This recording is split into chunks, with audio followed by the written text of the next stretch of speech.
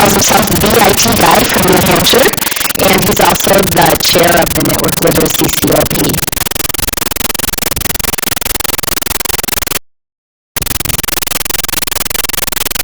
I'm going to try using the lavalier mic so I don't have to play around with this. And if we have questions or discussion, which I really hope we will, because the point of my being here to talk to you about this is not to teach you anything, but to find out from you a little bit about how we might use this or not use this, or what the perspective of extension might be on this kind of technology. So if you came here to be dazzled and amazed by my brilliance, you're in the wrong room. Yep, I know. And trust me, well, I'll give you the good news, is that Jeannie's already counted who's here.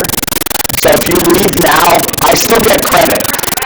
It's still going in my report that all of you were here for my full presentation. So just a word of warning. And if you go to a couple other sessions, we could really bump up the numbers because you can get counted a few times. So, let me go back. In case you didn't know which room you're in. We're here to talk about Google Helpouts. Google Helpouts, the way I think of it is virtual tutoring, coaching, counseling, whatever you want to approach it as. And when I think about this, I really think of it as sort of a step back in time. So the industrial model of education may be just a blip that we're experiencing, right? The traditional model of education is much more one-on-one or small group oriented, really individualized. I was reading my great grandfather's diary one time, and so he grew up in Brooklyn in the late 1800s, and talks about he's 13 years old, working, going out collecting rent for the rich guy who lived upstairs. He'd go to the various apartments that the guy owned and collect the rent, and he'd run down to the post office and do errands, and at night he had a German tutor, he had a math tutor, and he had all these tutors. He ended up becoming an accountant and fairly successful. So this model of sort of the industrial education system that we have, it may be an aberration more than the way we're supposed to learn. So I think of Google Helpouts as just that. So what are Google Helpouts? Has anyone here been on a Google Hangout before? Okay, most people. Has anyone here ever been on a Google Helpout? Okay, good. Then you're in the right room because we're going to talk a little bit about what they are. And I promised Judy I wouldn't actually do a demonstration of Helpouts because it's kind of tough with the technology. This is streaming out over Connect. So those of you who have done a Hangout, essentially you've been in the same exact environment as a Helpout. So Helpouts is, I think of it as a Google service layered on top of Hangouts. So it's using the same technology, two-way interactive video and voice. I can share my computer screen. I can share Google Docs. I can have those applications that I think of. We can chat back and forth. So what makes it different is that the Helpout is scheduled through a Google system. So you can think of it as I post my office hours and I say, hey, I'm available for a Helpout. Maybe I want to do nutrition counseling. Obviously, I shouldn't be doing that.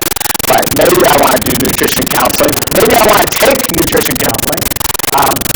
And I can offer my office hours and say, hey, I'm available Friday morning from 8 to noon.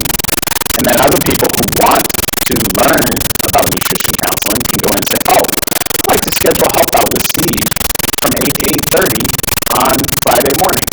And it goes on my Google Calendar and they get scheduled and it's blocked off. And then when someone else comes in, they'd see, oh, well, Steve's available from 8:30 to. It offers a payment system. So many of the Helpouts, if you go in there and look, people are offering this as a fee for service. Okay, So for us in extension, we're like, money wrong. We don't know, right? But in the real world, right, and Jamie can tell us about the real world a little bit, people actually need to get paid for what they do. So we're paid by the taxpayers or grants or whatever, and so we don't normally charge additionally. But what you'll see in the Helpouts is there are many people offering these services for a fee. So, want to learn Spanish? Okay, go on and you can work with a Spanish tutor for an hour for $30 or whatever they charge, and so you can see that fee. You can record, provided there's some settings, but you can record your help out. So if any of you have done the Hangout, well, I can only record it. I do a Hangout on here, and then it's public to everyone, and so I don't, it's complicated. With the help out, you are able to record that help out. So if I come in and Jane's offering the help out, and I want to learn more about, this learning flow and how I can implement that with an extension, I say, Jane, I want an hour of your time. Here's my money. And I do that. I can actually record that session, provided Jane allows for it, and I do it, and that way I can go back and review it. So it's adds that layer. So you can see what I'm trying to point out is this is Hangouts plus some added layers. You can also go on and just say, hey, I'm available for Helpouts, and people will see, sort of a little green thing saying, oh, Steve's available, and just pop in, right? So you could literally do this like in office hours and just say, if you didn't want people to schedule, you could just pop on there. I think scheduling is better because it gives people an opportunity to. So you go to helpouts.google.com or google.com/helpouts, you'll see that you can just come in and search. Right? Google's usually pretty good about searching. There's some featured helpouts that show up down on the bottom, and then there are categories for the helpouts. So you can browse through. There's art and music. There's a lot of computer stuff. Obviously, the whole Hangouts, Google Plus area sort of got infiltrated by the techies early on. Cooking classes and education, fitness and nutrition, fashion and beauty, education, careers. There are health Hangouts. There's some restrictions that Google puts on those because obviously there's concerns, right? What kind of advice is going out and all that. So there's some restrictions on that since I don't know anything about health, I haven't really investigated very much, but Google's trying to build this, Dave talked about a platform, right? This is really what, sort of the epitome of a platform. Google has put in place all the tools, and then individuals can come together and take advantage of that platform to essentially sell their services or provide them for free. And what Google gets out of it is if you charge for a help out, Google's going to keep a cut of that money, right? I don't know what the exact percentage is because I don't charge. I put up my help out just to try it. So when you browse through, again, what I wanted to point out, what you'll see is, here's Learn Spanish with Paulino, Learn English, Math Tutoring and Homework Help for Algebra 1 and 2 and Geometry. You'll see reviews, right? So again, this openness, this open sense of, guess what, if I go on there and I say, hey, guys, I am going to do particle physics helpouts for you, and I will get you through particle physics 801. Probably I'm not going to get a lot of good reviews and not get many people coming after the fact, right? Because you're not going to do very well. So the review system is important. It influences how you pop up. You'll see that there is a price, right? So you are able to charge. You are able to say, well, I'm going to do a help out for free. Right? So there is that ability to charge, and so that could be a differentiator for someone, right?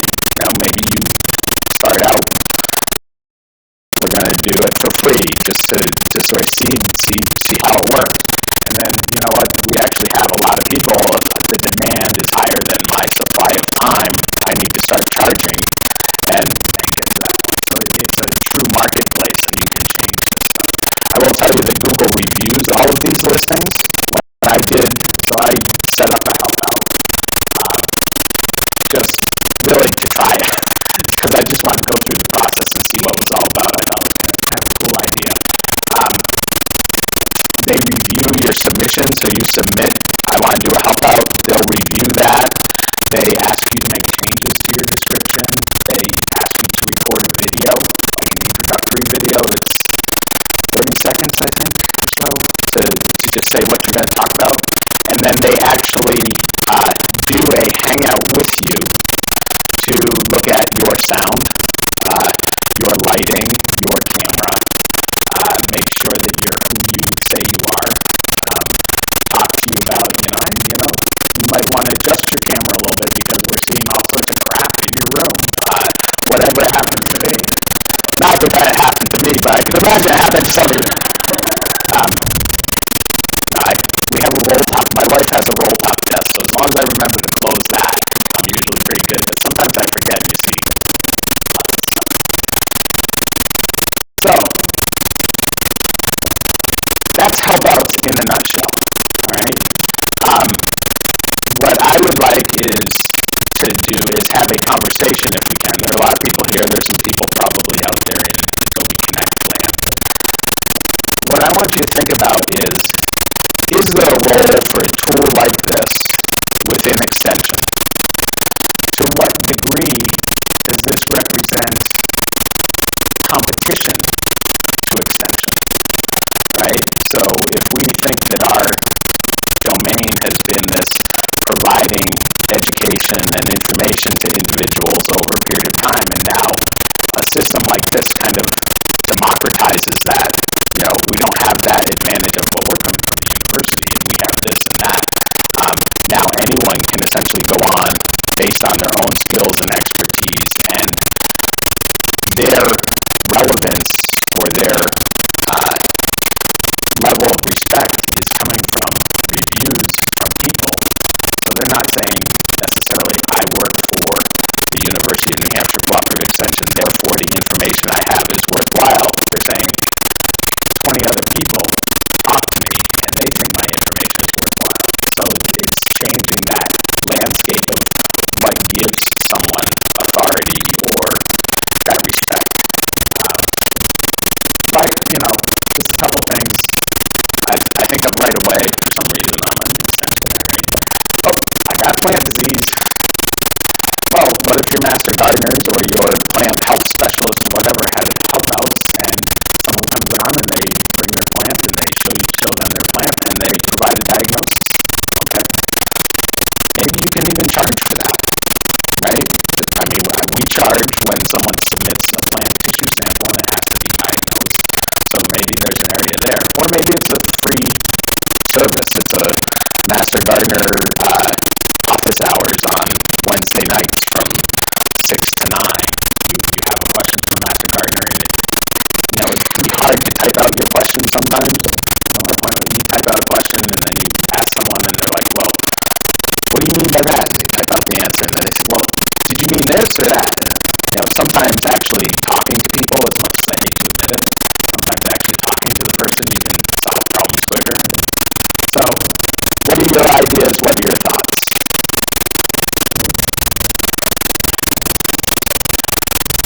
I'm going to start with the Connect room. How's that? We want to make the people who are virtual feel like they really exist. A comment. This can augment Ask an Expert. So how many people here use or are part of the Ask an Expert system? So you probably had that experience of having, they had to build in that ability to go back and forth with the clientele to get clarification because the first question doesn't always get to the question you want to see. So you're answering the wrong question, and so we go back and forth. And so this seems, one of the things I think you could argue against this is, isn't this, we're trying to figure out how one person can reach a lot more people. here we're talking about narrowing down to where one, it's basically one-on-one again. Do we have the time to do this? Is it even practical? So I think that's sort of that counter. So you're going to have to speak into the microphone. So Thank you. What I wanted to know from your own experience is what does Google ask you? Is there a one-on-one person that connects with you to legitimize your qualifications? And what are those questions that they ask you, or how do they check you out? Are you as credible as a university land-grant system is supposed to be? Well, and I think that gets back to the point of, no, you're not. I mean, on the surface, if you lend credibility to the fact that I have, whatever, I have a PhD, you know stuff, then no, they don't go and check my transcript and say, yes, he qualifies and he can have our IT card. But in this online world, if I have 25 people that I've worked with in a Helpout, and they all give me good reviews. Oh, Steve really seemed to know his stuff. Oh, I got an A on my algebra test in the class I was failing because Steve really helped me understand this. And that, I'm not sure, but I might contend that that gives you more credibility and relevance than growing up on a farm. Sometimes you look at that extension guy who came out and said, man, you've never been on a farm before. The questions are not around your credentials. So it's not really so much, are you qualified to talk about this? I mean, to some extent it is, right? They want to know, do you have a website? Do you have a presence already where people can go and find out more about you? They will ask, you can put on there, what is your background? What are your skills? Why are you qualified? So they'll ask you that just to confirm it, but they're not doing a background check on you. It's more technical that they're focused on. How long has this been in existence? I don't know. 6 months, maybe? 6-8 months, somewhere in there. It sort of came out, it was a beta. I applied early just because I was curious. I wanted to see what it was all about, so I got in early. But I have not done it a lot. I really did it more as a, it's interesting, let's see how this works, and is there a role for an extension? Just I guess, sort of a comment question. I think the question, could this enhance Ask an Expert, and I think, yeah, I mean, it's always nice when you ask a question. I like it, and then when a little text thing pops up and I'm on someone's website, and they're like, do you need help? And I'm like, well, yes, I do. Right.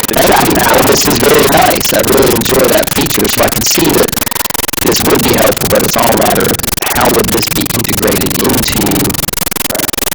And one of the things that how do you get swiftly and easily from your e-extension Ask an Expert account to your Google Helpout account without having to log in and all that. So I mean, I think in theory it could, but again, the obstacles are always, am I going to have to log in to something again, or how many windows am I going to have to open, and how many clicks is it going to take me to get there? But it's a very cool tool. And one of the limitations right now that I'd like to see changed is that you have to do it as an individual. So I have to create my Helpout as judd.steven@gmail.com. I use my personal address. It would be nice to be able to do it as a page. So I could say, here's the network literacy CLP page, Helpout, and maybe Jerry's in there sometimes, and maybe I'm in there sometimes, and then it could be a much more shared service. Maybe that's going to happen eventually. Like I said, this is early days, and this is more about questions than answers necessarily. And we have about 1 more minute, so how are the logistics, like, to back-to-back scheduling, like logging in, talking, and getting everything set up? How does that all work for the individual and the teacher? So it does require a little bit of, if you can get into a Hangout, you can get into a Helpout, but you would need the Google Talk plugin.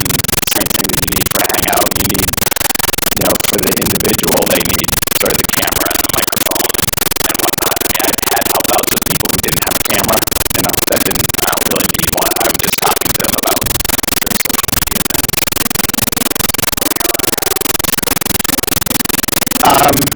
yes, I believe there's a way to go in and do the check to make sure I'm prepared for the help out as you sign up. So we're running out of time. I'm certainly around the rest of the conference if folks want to talk. One thing I will tell you, if you want to try this,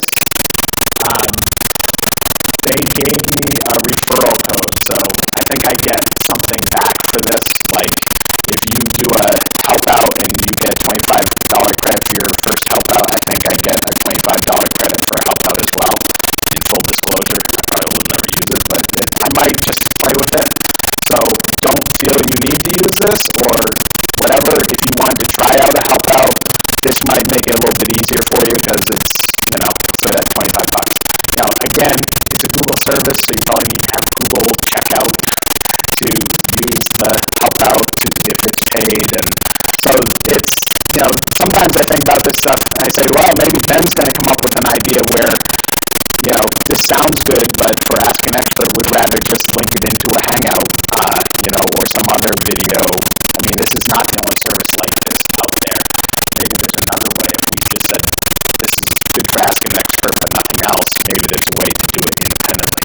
But I just wanted to start that, sort of plant that seed in your mind to think about. So thank you very much, and feel free to talk to me about it during the